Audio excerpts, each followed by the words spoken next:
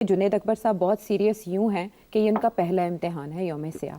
फिर स्वाबी में उन्होंने जलसा करना है और बाकी सियालकोट और लाहौर में उन्होंने इजाज़त मांग रखी है। लेकिन मीनवाइल मोहसिन नकवी साहब उनसे ये अपील करते दिखाई दे रहे हैं। मोहसिन नकवी साहब चैंपियंस ट्रॉफी की तैयारी भी कर रहे हैं, फिर वज़ीर दाखिला भी हैं, उनके कंधों पे बहुत भारी जिम्मेदारी है, इंटरनेशनल मीडिया होगा, फोकस्ड होगा। अब वो उनसे जब ये कहा गया कि पाकिस्तान तहरीक इंसाफ तो एहतजाज की कॉल दे चुकी है, तो उनका क्या कहना था वो सुन लेते हैं। पहले की तरह हम उनसे रिक्वेस्ट करेंगे कि ये चीज़ ना करें। जब 26 नवंबर था उन्होंने इसी तरह डेटें पिक की थी, नहीं करेंगे तो फिर उन्होंने सिर्फ नोट किया। इसका क्या मतलब? आपने मेरा तो प्रोग्राम में आपने मुझे पूछा था, इसका जवाब मैंने आपको दे दिया था और फिर बाद में मोहसिन नकवी साहब का जवाब तो आ गया ना। हाँ। कि हम टैकल करेंगे इसको। वही होगा जो 26 पहले नवंबर को हुआ था। हाँ। या आपने भी यही कहा था? मैंने यही कहा था आपसे कि इसमें 2-3 चीज़ें हैं जो ये कर सकते हैं और कुछ नहीं होगा।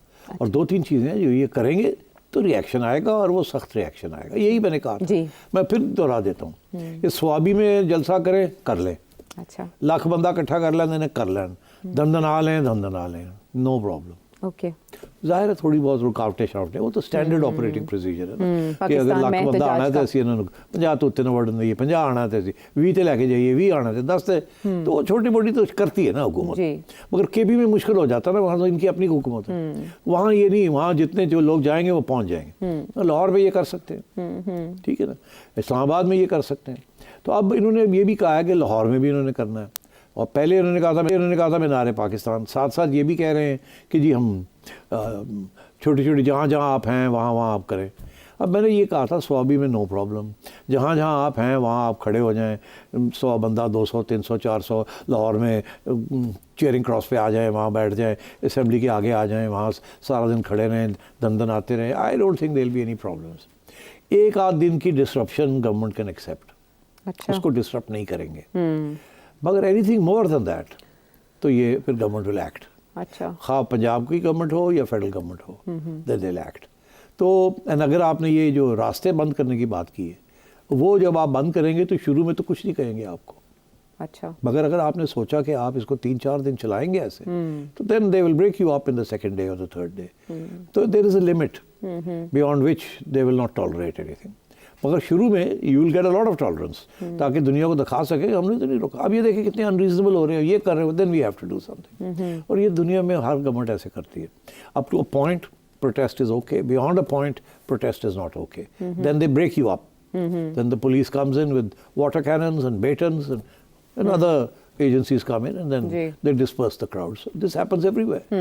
So यहाँ भी इसी किस्म की सिचुएशन होगी। अच्छा। तो मैं ये समझता हूँ कि 8 को कामयाब रहेगा एज अ प्रोटेस्ट। हाँ, लेकिन लाहौर में कैसे हो सकता है? इवेंट है 7 फरवरी को। हाँ, अब आपने ये नया इशू खड़ा कर दिया है which is a very tricky one के 8 तारीख को ट्राइलैटरल सीरीज शुरू हो रही है क्रिकेट की, न्यूजीलैंड, साउथ अफ्रीका और पाकिस्तान।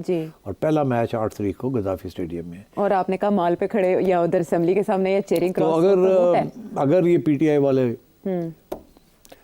चाहें तो उसको डिस्टर्ब कर सकते हैं ना, but you know that is, इसका माने वही होगा। अगर जीएसपी प्लस को ये ख़त्म करवाना चाहते हैं, सैंक्शंस आप पे लगवाना चाहते हैं और क्रिकेट को बंद करवाना चाहते हैं, तो इन थियरी इन्होंने पहली 2 तो ट्राई कर लिया है ना, हैज़न्ट वर्कड।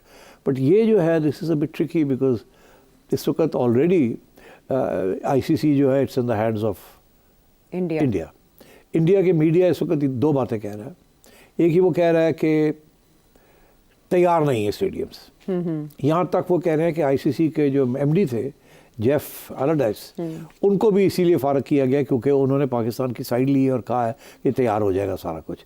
ये प्रोपेगेंडा है हमारे खिलाफ। जी, वो तो इफ्तिताह होने जा रहा है। हाँ, अब वो 7 तारीख को इफ्तिताह हो रही है और मोहसिन नकवी साहब ने जो टीम तैयार की थी to get Gaddafi in order, जो भी मैंने सुना है इसके बारे में, मैं समझता हूँ कि बहुत 90% काम हो गया and the stadium will be ready to host a match.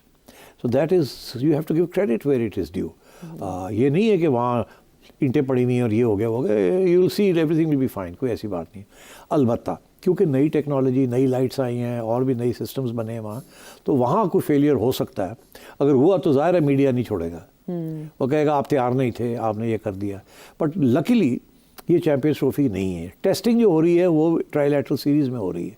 ये जो सारी तैयारियाँ हो रही हैं, ये सिक्योरिटी भी और new technology and new stadiums, कहाँ बैठेंगे, वहाँ के हालात क्या है, सीटें ठीक है नहीं है, लाइट्स ठीक है नहीं है, बॉक्सेस जो हैं वो सही है नहीं है, एंड फैसिलिटीज़ ठीक है कि नहीं है। मीडिया बैठा होगा, देख रहा होगा और बातें हो रही होंगी। तो अगर जो भी खामियां रह जाएंगी वो अगले 10-15 दिन में ये ठीक कर लेंगे। So I think this was a good idea कि ट्राइलैटरल सीरीज कर ले और टेस्ट कर ले सारा कुछ उससे पहले चैंपियंस ट्रॉफी से। I think it was a great idea and so we must again give credit where it is due. अच्छा, आप स्माइल करना शुरू कर दिया आपने। असल में आपने कहा टेस्ट कर ले, तो मैंने कहा मसल टेस्टिंग पीटीआई ने भी करनी है। अब मसल टेस्टिंग अगर पीटीआई ने 8 तारीख को गड़बड़ की तो then we will all suffer, then cricket will suffer. And अगर पीटीआई समझती है कि एक पाकिस्तान के लिए खुशियों का एक ही मौका होता है जी, और वो भी खुशियाँ जब हमारी पिटाई होती है तो वो भी खुशियाँ उससे मांद पड़ जाती है, हो जाती है। मगर शुरू में तो बड़ी एक्साइटमेंट होती है जाहिर है। और इतनी मायूसी है वैसे ही मुल्क में। तो शुक्र है कोई क्रिकेट शिकेट शुरू हो और कोई नहीं, एक आध मैच ही जीत जाइए, अल्लाह खैर सल्ला। सो अब ये है कि अगर पीटीआई ने डिस्टर्ब करने की कोशिश की तो फिर सबको तकलीफ होगी। डोंट फॉरगेट आयशा कि जब टीम्स की मूवमेंट होती है जी, तो 2 किस्म की मूवमेंट होती है, मैच से पहले भी होती है और मैच के दौरान भी होती है। मैच से पहले ग्राउंड पे आते हैं, वहाँ ट्रेनिंग होती है, वहाँ प्रैक्टिस होती है, वो उसके लिए पूरी, फिर गाड़ियाँ आती हैं जाती हैं, ट्रैफिक रुकती है जी, फिर वो होटल जाते हैं, फिर वो आते हैं और फिर जिस दिन ये मैच होता है उस दिन भी सारा कुछ ही होता है Security. और बहुत हाई सिक्योरिटी होती है। अब उस दिन जिस दिन के 3 लेवल ऑफ सिक्योरिटी होगी, जी, पहले लेवल पे होती है पुलिस, दूसरे लेवल पे होती है रेंजर्स, तीसरे लेवल पे होती है आर्मी, 3 लेवल्स।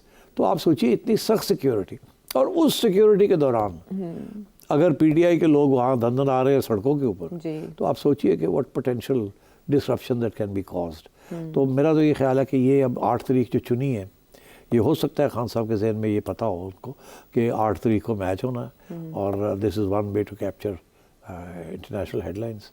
मगर अनफॉर्चुनेटली अगर ऐसी बात हुई तो बहुत डैमेज होगा पाकिस्तान को। मुझे ज़ाती तौर पे बड़ा अफसोस होगा कि इतनी मेहनत के साथ हम इंटरनेशनल क्रिकेट को वापस लाए थे आफ्टर सो मेनी ईयर्स, और बहुत से अप्स एंड डाउन्स हुए हैं, कोविड आ गया उसकी वजह से, फिर और बहुत सी चीज़ें हुई। मगर अगर ये इस वक्त डिसरप्शन शुरू हो गई ऑफ क्रिकेट तो I am afraid it will B terrible for the country and for the Prestige of cricket and Pakistan. तो मुज़ाकराती कमेटियाँ भी तहलील करने की खबरें हैं, लेकिन स्पीकर अयाज सादिक साहब ने रोका हुआ है। वो शायद अभी भी पूरी उम्मीद है, और जैसे आपने कहा कि अब भी बात मान जाए और आ जाए पाकिस्तान तहरीक इंसाफ। टकराव को रोकने के लिए बैरिस्टर गौहर साहब के पास क्या अब भी चांस है कि वो 8 फरवरी से पहले कोई अंडरस्टैंडिंग डेवलप कर लें मोहसिन नकवी साहब के साथ मिलकर? करनी चाहिए। दे शुड, इसमें दोनों का फ़ायदा है। गवर्नमेंट का ये फ़ायदा है कि ये जो डिसरप्शन होने जा रही है ये रुक जाएगी, पहली बात। दूसरी बात ये उनका ये फ़ायदा है कि फिर इनको टेस्ट नहीं करना पड़ेगा, बिकॉज ये जो अब करने जा रहे हैं अगर ये फेल हो गया तो बहुत बड़ा धचका लगेगा ना खान साहब को, क्योंकि अब लॉन्ग मार्च का तो सोच नहीं सकते जी। अब इसी किस्म के एहतजाज का सोच रहे हैं। अगर वो भी फेल हो जाती है, लोग नहीं निकलते या क्रश कर दिया जाता है, तो बड़ा मसला बन जाएगा ना।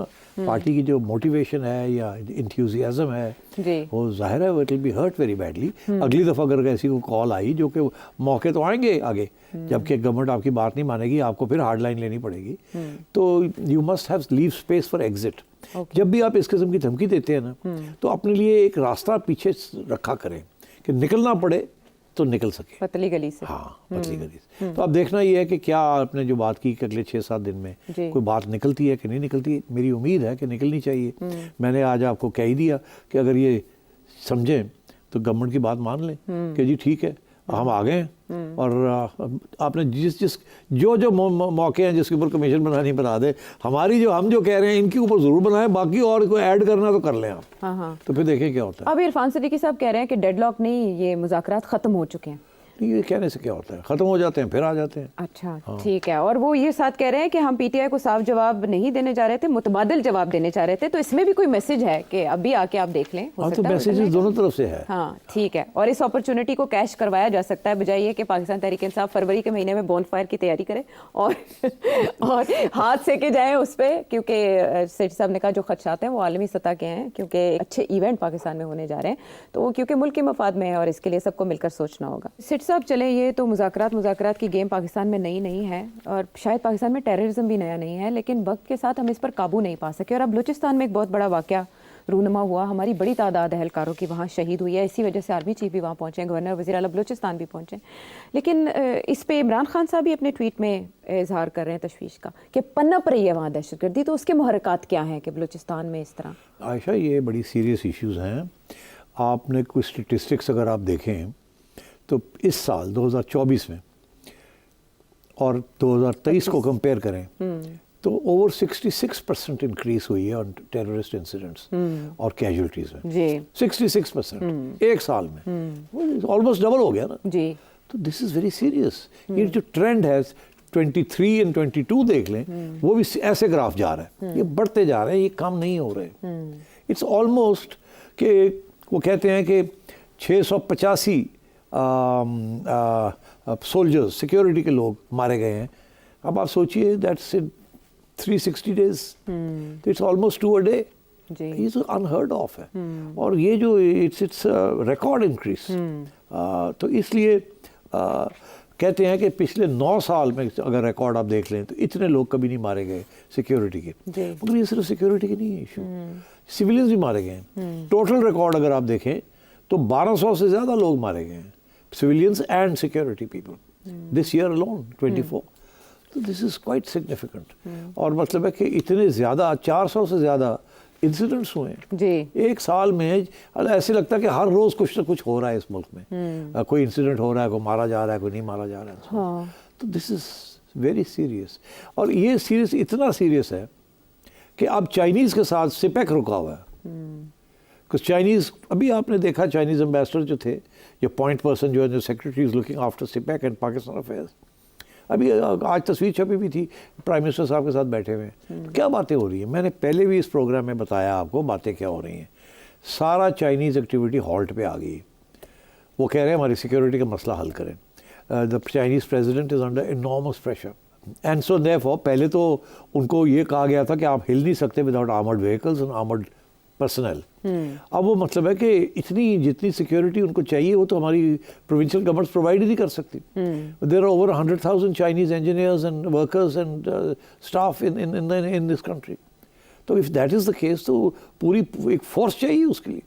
चाइना ने सजेस्ट किया था, ये मैंने पहले भी कहा कि हम हेल्प करते हैं, विल डू अ जॉइंट। हम नहीं माने, and rightly so, because it's not a good idea कि आप फॉरेनर्स आ जाएं यहाँ अपने आप को प्रोटेक्ट करने के लिए। यही तो अमरीका चाहता था, जो कि हमने नहीं माने थे उस वक्त। ब्लैक वाटर जब वो भेज रहे थे तो यही था ना।